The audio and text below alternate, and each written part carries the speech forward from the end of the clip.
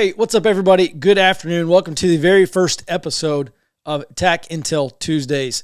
My goal here is to spend some time each Tuesday teaching you about how to use intelligence at your local level. Let me start this series off with a story. It's the early 1800s, and the Rothschilds family have built a financial empire with offices in Frankfurt, London, Vienna, Paris, Naples. It is a massive financial empire, and nobody comes close in terms to the amount of wealth or the amount of non-governmental power or non-monarchical power.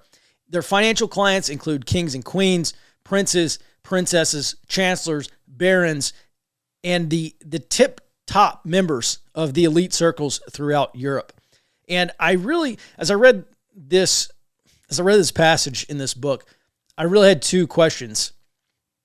How did they build this empire, and then how did they maintain it? And the great book that I'm talking about is called The Square and the Tower, right here, by Neil Ferguson.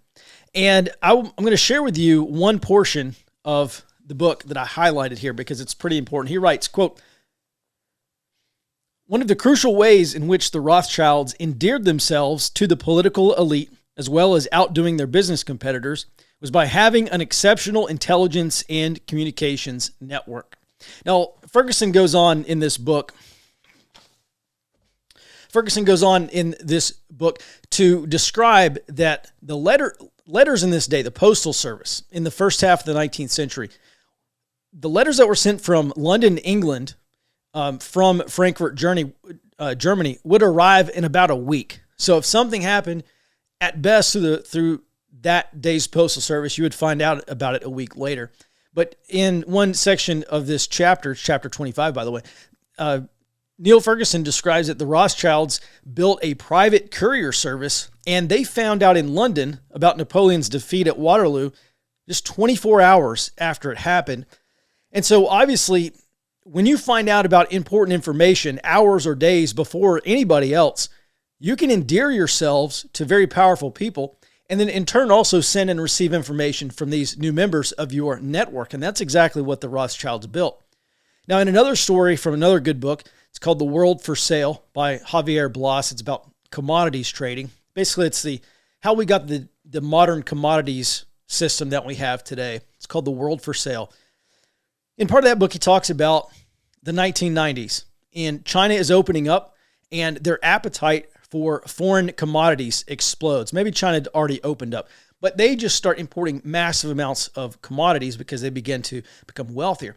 And some U.S.-based traders, some trading houses like Goldman Sachs or your J.P. Morgans or whoever, organize this deal to place these Chinese orders for, say, soybeans or corn in Western trading houses.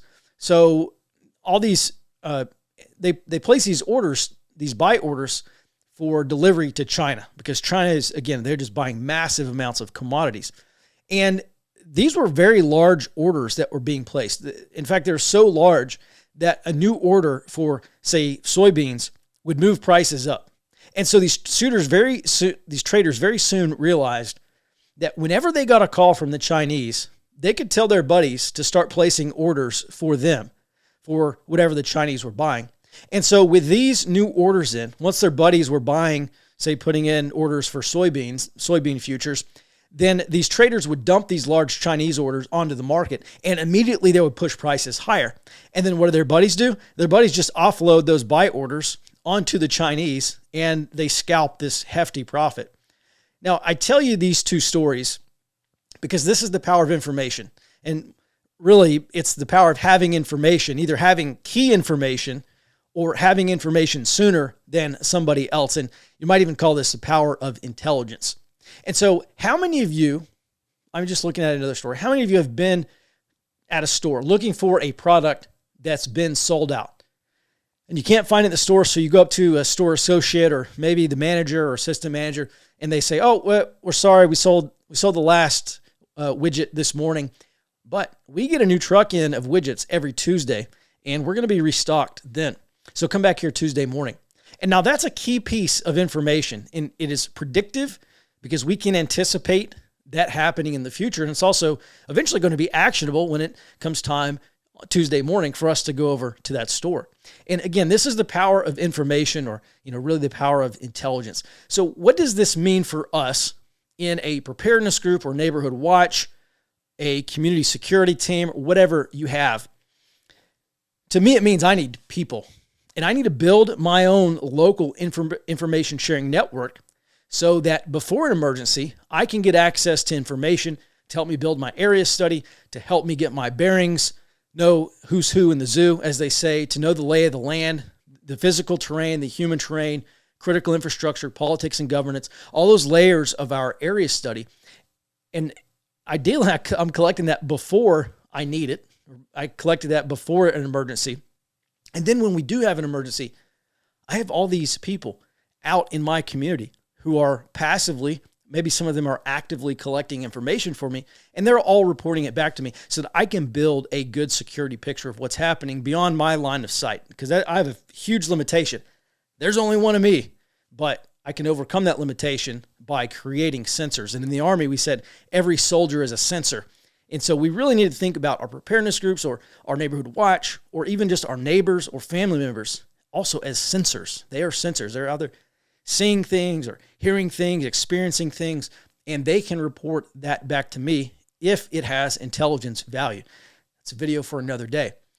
But the bottom line here is that I want access to information that I need but I don't have, or I want to get that information sooner than other people so I can act on it before they do. And this gives us a huge strategic advantage over my competitors, especially if those competitors are threats. So for this TAC Intel Tuesday, I want to kind of frame the value of information, how I see the value of intelligence, and I also want to show you a portion of my 3-day tactical intelligence course. I'm going to hit the high points of this Urban Charger case study with you in this video. And next week, we're going to go through an introduction to intelligence. We'll kind of start at the very basic level and start to work our way up to more advanced topics. And at the end of every video, I want to issue you a challenge. So this week, it is put yourself in this situation, this Urban Charger scenario that I'm about to talk about. And as I go through and describe it, think about the people you have, or the gear or the equipment that you have that would allow you to collect the information that you need. If you have it, go ahead and write it down. If you don't have it, go ahead and write it down, because that, this is, I look at this as kind of like standard level gear. This is kind of the bare minimum gear that you need to be able to gather local information during an emergency so that we can make good decisions about the future. And remember, the faster we get that information, the faster we can produce intelligence. And when we're making better decisions faster than our adversary, we have a huge strategic advantage that's going to enable us to win.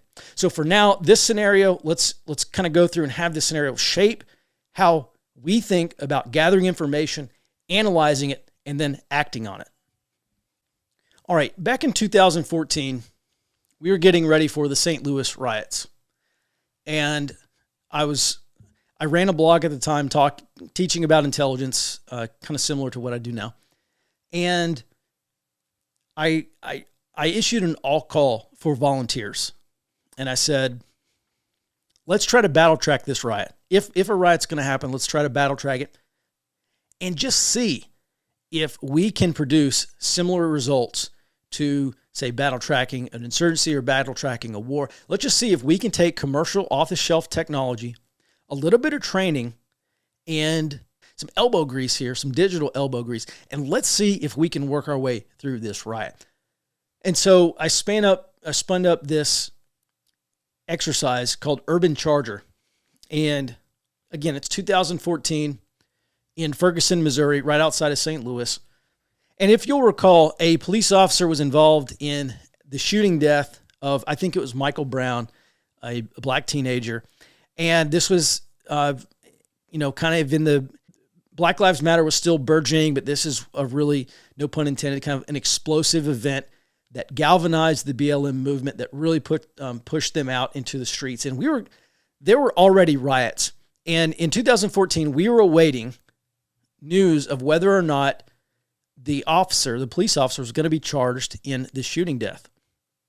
And so myself, a fellow intelligence analyst who was actually stationed in South Korea at the time. And I don't know, there were like maybe 6 or 8 volunteers. I set up a Discord server for us, and we just start combing through information. And we build an area study. We called it then IPB, Intelligence Preparation of the Battlefield. So if you're former military, IPB or IPE is probably very familiar terminology to you. So we did a quick area study, and we're just looking for information, any little pieces of information that we might need to battle track this event. And one of the things that we did is we hopped on broadcastify.com, because none of us were in Ferguson. So I hopped on broadcastify.com, and someone was running a local police scanner. Now, the way this works is someone has a local police scanner, and they're picking up transmissions on this police scanner. And they have an audio cable that runs from their scanner to their computer.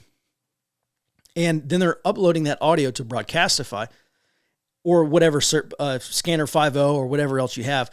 And then that server is rebroadcasting that feed out to everyone who's listening. And so we were listening. Now, let me just stop right there and say, there are a few reasons why everyone should have a police scanner and either not use or not rely on Scanner 5.0 or Broadcastify.com or any of these other websites. Number one is if that guy's scanner goes down for any reason, then your feed gets cut off. If the power goes out in that area, then scanners are running on batteries, or the computers are running on batteries, or the internet goes out, or whatever. Basically, if anything gets disrupted, your feed's getting cut off. Number one. Number two, Broadcastify.com and maybe some of the other scanner services out there they started putting 15-minute delays on their police scanner feeds. And so that's another reason why I don't want to depend on information that's 15 years old, that's 15 minutes old, especially if I'm in a riot situation. 15 minutes could be forever during a riot, feel like forever. So those are two. There are some other reasons, but those are the two really most important ones. I really do recommend everyone get their own scanner, and we can talk about that in future videos. So we're listening to the scanner, and this is kind of a perfect storm situation here because you had local police, you had county sheriff's office, you had state police, you had federal police, federal law enforcement, you had the National Guard show up. And this was before interoperability through DHS. I think after this event, DHS ordered something like 10,000 radios. And they did that because they wanted encrypted communications and interoperability. And what we had interoperability, but it was all broadcasting in the clear. They're transmitting in the clear, which means we could listen in, which is exactly what we did. And I'll never forget it. We're sitting, waiting, listening to the police scanner. And of course, everyone's on Twitter and Facebook and local news sites. We're waiting on getting this information, whether the jury was decided to charge him or not, charge this police officer. And we hear call sign Warfighter 33 over the radio. And we recorded this. I should probably go back and play that recording for everybody. But Warfighter 33 hopped on the radio, and he started telling all the National Guard units to go ahead and get out to their security checkpoints. And it ended up being about 60 minutes before that no true bill came out, before the jury said, no, we're not going to charge this guy. So we had a 60-minute head start here on battle tracking, getting ready. Okay, that is real early warning kind of stuff. This is a real world for us on the preparedness side. This is real world early warning intelligence that we produced because we were able to collect it. And it's really something as simple. It's not rocket science. We just turn on a police scanner and listened in.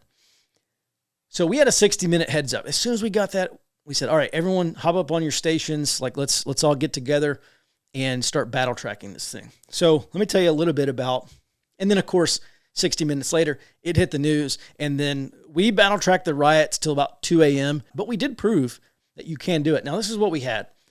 So we had real-time information coming in, and there's a few ways we did that. Number one is the police scanner. Number two is other radio traffic. So we had ham radio operators in the area who volunteered and said, yeah, I'll have my ears on, and if I hear anything, I'll pass it over to you. Obviously, Twitter and Facebook, we were data mining Twitter and Facebook in just about as near as real time as you could get. We're watching cable and local news as well. I had CNN playing in the background on mute, but let me tell you, we beat CNN routinely by anywhere between 5 to 15 minutes. So my point is, by the time it's on the news, it's old. It's already filtered through. It's filtered through a reporter. They've made space and say, okay, let's get this reporter on for an update. And like, that's already history. So what it really tells me is I watch the news maybe for reference, but by the time it's on the news, it's already over. And I want to find out about the stuff before it's over. And then we had human sources on the ground. So we did have a handful of early warning subscribers who were in law enforcement at the time, and they really didn't push anything up. They were pretty busy. But we did have them on the ground, so we did receive the sporadic text from them. So that's what we had.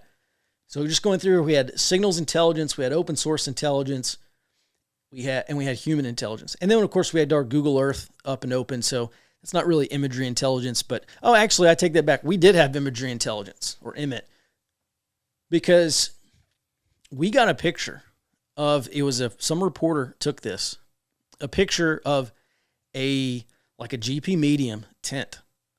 And there was a whole bunch of antennas and a satellite dish outside that thing. And I took one look at it. I'm like, that's a CP. It's a command post for the National Guard. And it turns out, we figured out early on, Warfighter 33 was the National Guard commander on the scene. And I looked at that and I said, well, that's where Warfighter 33 is going to be, inside the TOC. And I looked in the background and there was you could see the red letters of a target. So we jumped on Google Earth and some guy found the target for us. And I said, that's where Warfighter 33 is located, in the parking lot of this Target shopping center. So we actually did have all four of the primary intelligence disciplines that I recommend: signals intelligence, imagery, open source, and human intelligence. And we're going to get real deep into that in future videos. So those were our inputs. And then on our outputs, we had real-time intelligence coming through. So we had real-time battle tracking. We would take an event or piece of information that we could geolocate, and we would put it on our Google Earth. So we could take there was a picture maybe if someone posted a Twitter or video on Facebook, or then Periscope. Twitter's video was Periscope. And we would look for a street sign or some kind of landmark or like a store name. And we would say, okay, at 22:07, at 10:07 p.m., there were rioters at this location. Great, drop a pin. And we could do this. And so what we started to build was a security picture in the area of where all these rioters were. Now, if we didn't have pins dropped in a certain area, it didn't mean that there were no rioters there. It probably was just a big collection gap for us. But what it did allow us to do is to positively confirm that rioters were in a specific area, or that they had moved on. So we mapped events as they occurred. We visualized raw data, so pictures, police traffic, anything coming over Twitter or Facebook. We just took that, whatever we could plot on a map, we did. And we produced real-time intelligence. So if I was trying to navigate my way out of this scenario, I pull up, and again, this was before the days of ATAC. So I think this is probably before ATAC and CivTAC and the rest of that stuff. So, all I could do is, if I was a Forward Observer subscriber, I could get my map that we were pushing out. We were pushing out real-time updates to subscribers. And if I were trying to work my way out of this, I could just hopefully pick an area that had no activity in it. And it may not be perfect, but it would be a whole lot better than trying to navigate through there completely blind, which is what most people are going to be during these riots and emergencies. And so I'll show you some pictures here. So this was a picture of our Google Earth overlay, one of them early on. And all these green pins are National Guard locations. So we got National Guard units and a couple you can see there kind of on the north part of the map. We got Warfighter 33. That big white area is a big shopping center. That's what their target is located. Tango 2 and 3, My best guess is that those were police tactical units that were not, insofar as I know, were never called out. I don't think Tango 2 or Tango 3 ever deployed, but they were back in St. Louis somewhere, I presume. And then there's a National Guard Humvee kind of in the southwest quadrant of that map. Some lieutenant got lost. I have no idea what a National Guard Humvee was doing all the way down there, but that's where they reported their location. This was so successful, I said, look, let's do this again, because this is really good practice. People who are completely new to the battle rhythm, they don't understand the flow of intelligence or information. They're not sure how the sausage gets made. So we started doing this pretty regularly for the next few years. And anytime there was a riot, I would just issue an all call, say, hey, guys, if you want to jump on this next exercise, come on. It's going to be Saturday night at 7 p.m. We started battle tracking these big protests and battle tracking a few more riots, which we'll get to in just a second. Here's another image from Urban Charger. There's a green pin kind of towards the northwest portion of that map. That's where police were shutting down traffic. So police threw up a roadblock there. And then down kind of on the south end of that street, police are shutting down traffic there. And you look at what's on the street, and it's Ferguson City, the police jail, the police department, the emergency management. So they're obviously trying to keep these rioters off of that street and out of the vicinity of the Ferguson City Police Department and jail, which frankly is something that, I don't know, maybe Minneapolis could have taken, the 3rd precinct there could have taken a page out of Ferguson. That's a precinct that got burned down. And then in 2016, we did Operation North Shore, which was another practical exercise. We battle tracked the protests outside the Republican National Convention, and I think this is in Cleveland, Ohio. So there on the southeast side, you can see that green. That's the literal green zone that the Secret Service and federal law enforcement had set up there. And then that red square was the free speech zone. That's where you could go and protest and have your free speech.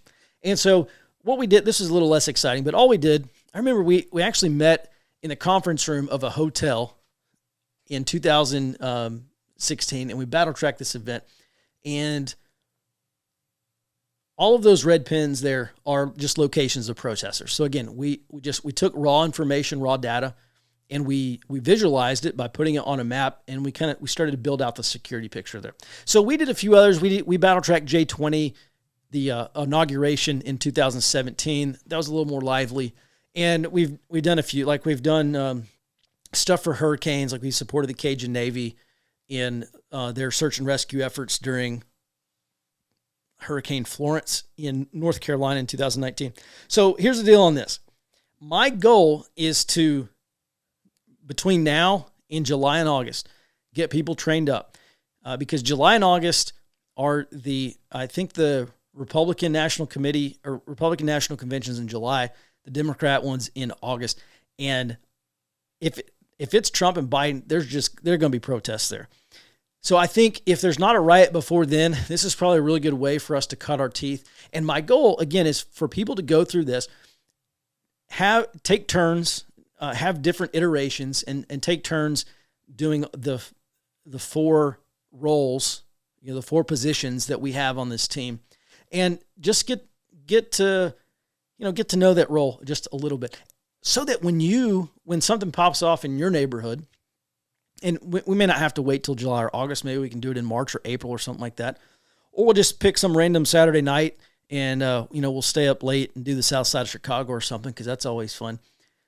But the whole goal of this is to get everyone trained up so they can do this on their own local level. And it doesn't have to be a protest or a riot. Man, maybe we get into some protracted conflict, or, we get into a period of disruption and there's rampant crime in your area.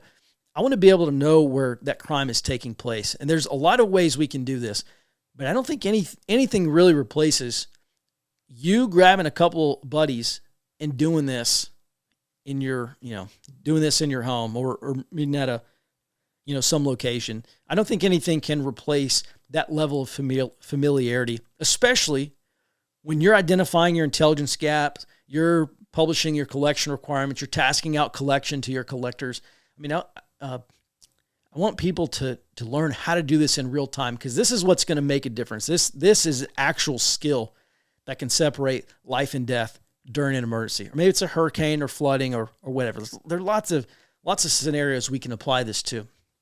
So what I would like from you is think about the assets that you have, the people that you have, and the gear that you have, whether it's signals, imagery, intelligence, so stuff like drones, especially any kind of full motion video,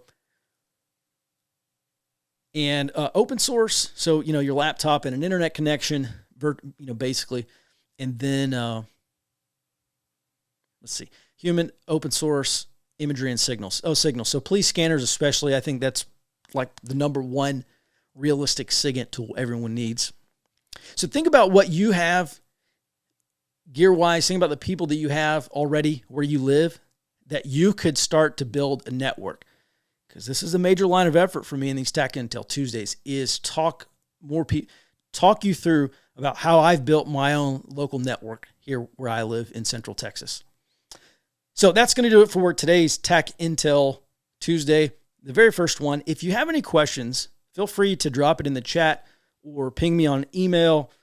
And, I'd like to be able to answer at least one question a week. So if you have any questions about, hey, Mike, what would you do in this scenario? What do you think about this piece of gear? How would you tackle this problem or scenario? Or, hey, Mike, I want you to clarify, something you said in your last video. Please let me know, because, I can go through here and teach what I think you need to know, but it's going to be helpful. But, man, I really want to be able to help people by answering questions. And you can be as general or as specific as you need or want to be. So, everyone, thanks so much for being here, part of this new Early Warning Network. I'll be back next Tuesday with another Tech Intel Tuesday. Leave me some questions or comments. If you like this video especially, let me know. If you think it sucks, also let me know, but be nice about it. Or let me know what I can improve, or any kind of topic you want me to cover in the future. So with that, everyone, thanks so much again. And until next time, be well and stay out front.